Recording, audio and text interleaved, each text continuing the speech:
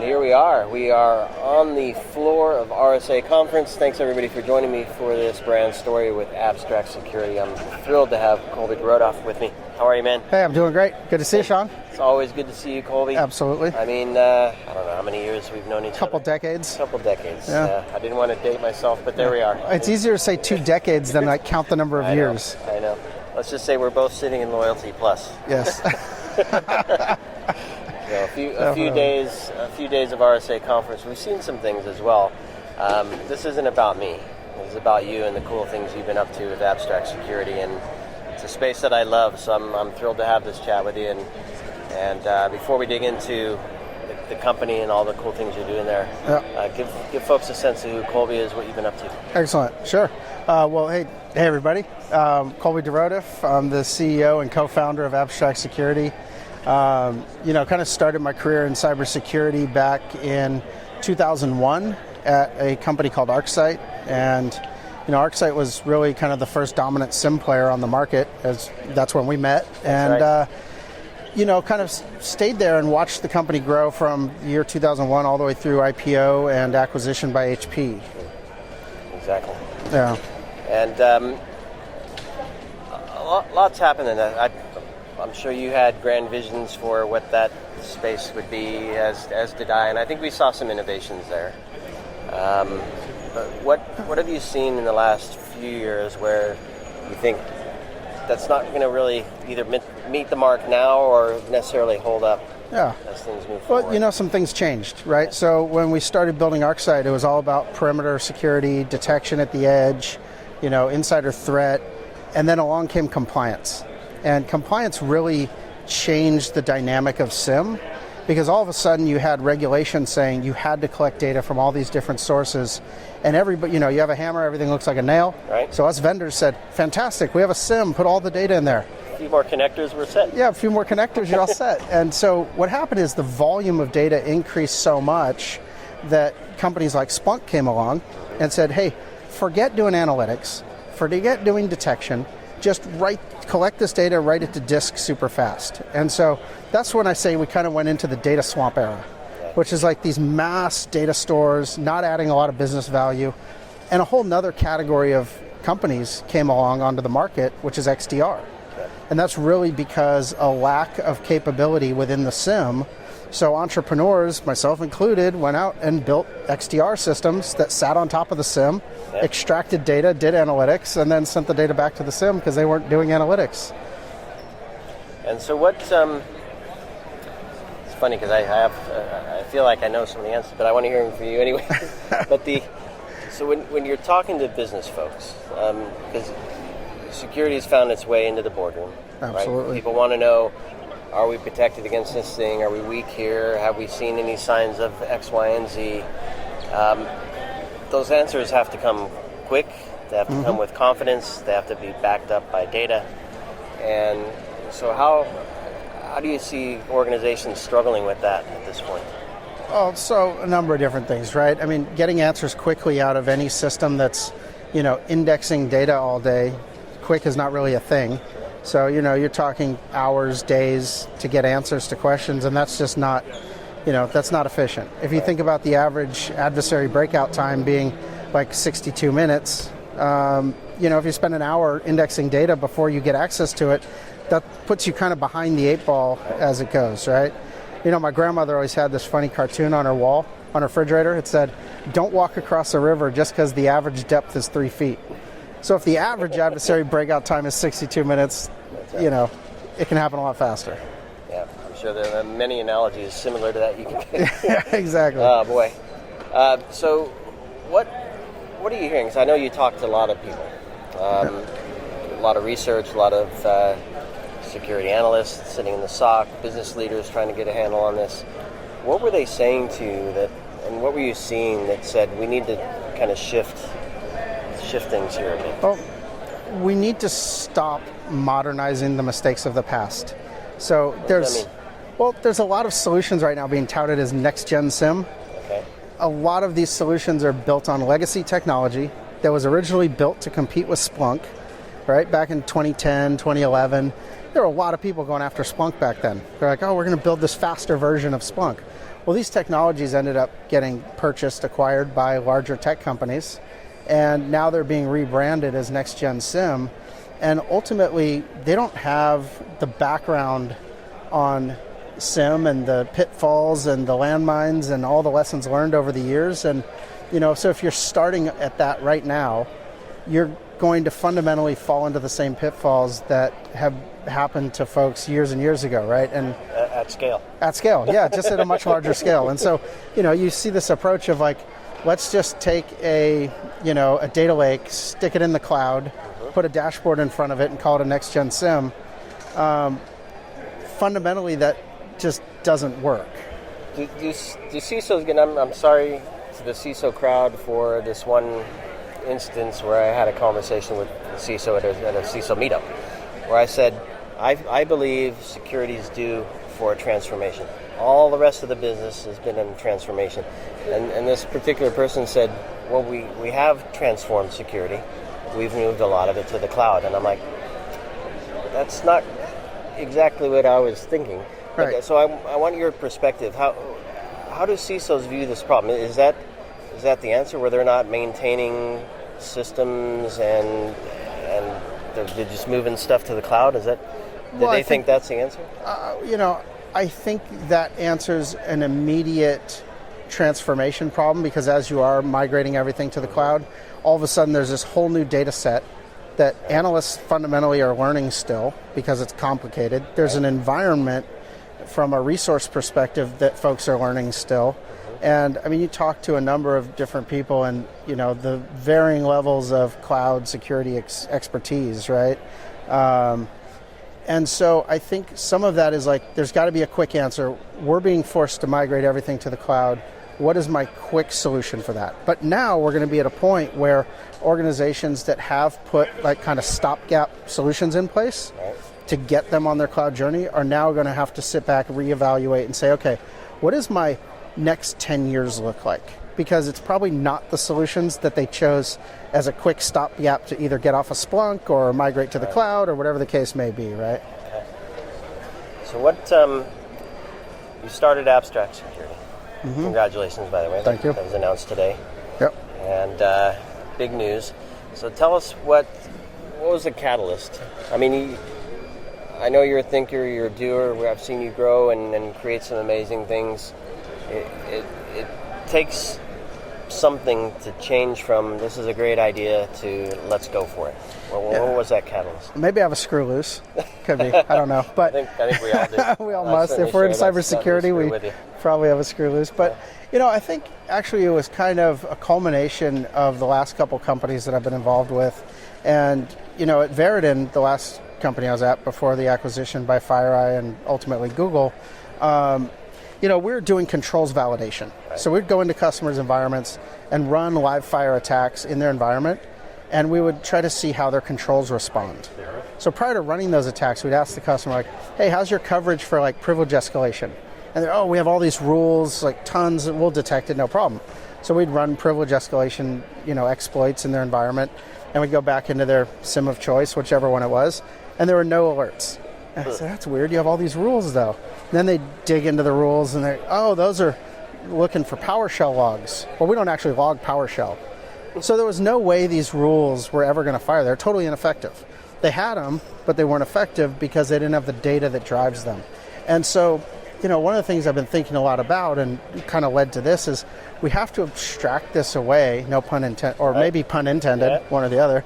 We have to abstract this away and get to a position where we're thinking about the outcomes. We're thinking about the detection scenarios that we care about. And then we're going to, to drive this detection, what data do I need, right? As opposed to, I have all this data, what can I do with it? Which is the old way of thinking about this. Yeah. So what types of data, well, the PowerShell logs, if I can say that properly, was one, obviously, that you just described. What other areas of the business were they kind of missing things that were kind of not giving them the insight they need? Yeah, well, take cloud logs, CloudTrail, Azure Activity Logs, GCP logs.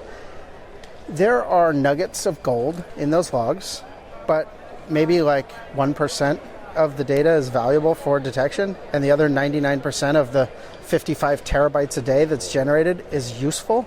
So why are organizations collecting that data and putting it into high-cost storage for no business purpose other than a compliance business purpose? Right. But you could just easily put it into low-cost storage where it's still accessible. You don't need it to drive your detection scenario. So that's one of the things we're doing at Abstract, is actually bifurcating the data stream and splitting out security and compliance. Put the compliance data into low-cost, long-term storage. Put the threat data that you actually care about, the things that are driving your detections, put that into your hot storage. Put that into your high-fidelity, real-time analytics streams. Okay. And so does this then change the way that they interact with the rest of the organization in terms of getting access to data and It does, because I think it drives better behavior in the data collection. You know, I feel bad for like the DevOps folks who are constantly being asked by the security team, you know, hey, can I have all the Kubernetes logs? Well, which ones? Well, I don't know, all of them. Right. And it's like, do you know what all of them actually means? And then they back up a dump truck filled with logs, and they're like, here you go, what are you going to do with it? It's been sitting in this S3 bucket for months now, you haven't touched it. Well, of course you haven't touched it, because it's like 3 petabytes of data that no human's ever going to look through. Right. And it's just not effective from a cost perspective to actually process all that. So what do you do with the SecOps team with that? What do you do with it?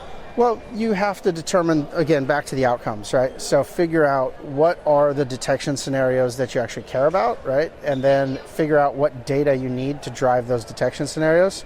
Fork that data, put the rest in low-cost storage, and keep the stuff that matters. And I presume that's where you help. That is where we are. A lot of teams are going, yeah, that sounds good. Yeah, sounds good. Now what? Yeah, exactly. Well, now try Abstract and, get abstracted. And so what's that process look like? Well, a lot of folks know how to get a hold of me. Yep. For the ones that don't, we have our website at abstract.security, https://abstract.security. Yep. And, check us out there. There's, learn more info page there. We'll be at RSA all week. Find me on LinkedIn. Yep. I'm all over the place. So you're very accessible as well. Yeah, absolutely. And always happy to chat about this kind of stuff. I love it. I know. Me too. I'm glad for that. What's I want to speak to the CISOs now. Mm-hmm. So what are some signs that they might see in their current processes that can flag them to say, you really should be looking at this differently? Are there network signals, risk signals, team burnout signals? What are some things that are coming across as you're talking to CISOs that you're seeing as signals for them? Yeah, I mean, one I think is just purely a budget thing, right? Paying significant tax to store data in a cloud provider, and you're not getting any value out of it. So if there's nothing tangible coming out of, your log aggregation /SIM solution, that's a sure sign. And I'm sure, these things come with a hefty price tag. So. All right. So if they're wasting money. What about not getting operational value out of the SIM, especially when it comes to? How do you know that? I'm putting you on the spot because I think this is important because it might seem fine, right? They're detecting, they're responding, they're focused on bringing the XTTDs and Rs down, right? That's how they're measured. Yeah. So it seems like we're doing okay. We're getting better each quarter. Yeah. But what's the big sign? I think it's the kind of one big sign would be cloud visibility gaps. So cloud is a complex beast, right? I mean, there's lots of applications, lots of accounts. Getting good visibility across that is tough. And so I think from a CISO's perspective, they definitely know whether they have a level of comfort with what's going on in the cloud or not, as they've been on this transformation journey. So I think that would be a sure sign that if I couldn't sleep at night because I'm worried about what's going on in my cloud environments, definitely a sign. So an honest question to themselves, their confidence level and comfort of absolutely. Level of visibility. Okay. Absolutely. Perfect. What's I know you've been talking to some customers here. What's some of the feedback you've received thus far? UI looks fantastic. Yeah? Ready to rock and roll. I think we were just demoing to a customer earlier today, and we're showing them kind of our detection effectiveness process, which is basically like a workflow within our platform that allows the user to kind of scope out what are their detection outcomes and then what data sources they need to drive those. Okay. Because the conversation, like I said earlier, has always been, what are all the data sources you have? Great, let's spend the next 3 years going around your enterprise collecting all those logs. Because all of them are hard to do because it's all change control and everything else, the process. So if you can actually prioritize the logs that you're going to collect and the data that you need based on your detection outcome desires, then it changes the conversation, it changes the dynamic. And so one of the CISOs I was chatting with was like, why didn't you start with this? I was going through a bunch of other features in the product and stuff, and he goes, no, this is the part that matters. Okay. And so, we definitely, on the next meeting, honed in on that a little quicker. And, so it's been good. Getting a lot of good feedback. I think, it's a novel approach based on kind of old school thinking, I guess. Right. So it's pretty fun. Yeah. Change the mindset a bit. Yeah. Last question before we wrap. How do you fit into the existing tech stack? Do you sit alongside, sit on top, trying to figure out how existing teams kind of embrace you and make the most of what you offer? So it's, we have a pretty easy adoption path, right? So our platform's modular. We have 3 modules. One is pipelines. That's usually where customers will start. Okay. And pipelines means we're collecting data from the sources. We're doing ETL type work on the data, aggregation, filtering, enrichment, and then we're forwarding the data off to their data lake of choice or their SIM of choice. Okay. The next thing they can do is easily add our analytics. No rip and replace of that. No rip and replace. We're just kind of sitting in front of existing solutions side by side. Then they could add our analytics module, which basically allows them to start doing detection scenarios in our product. But then we're forwarding the data and the alerts from our detection output to their SIM of choice again. And then the third module is like, okay, I'm done with all this other stuff. I'm going to turn on the data lake component. And basically now we are the long-term and short-term data storage solution as well. Got it. Okay. I love that path. It's an easy path. Very, very straightforward. Yep.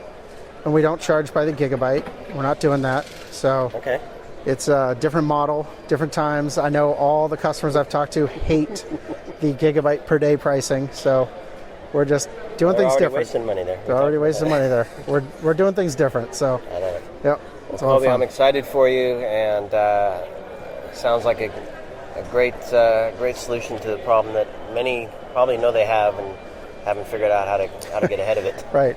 Exactly. Exactly.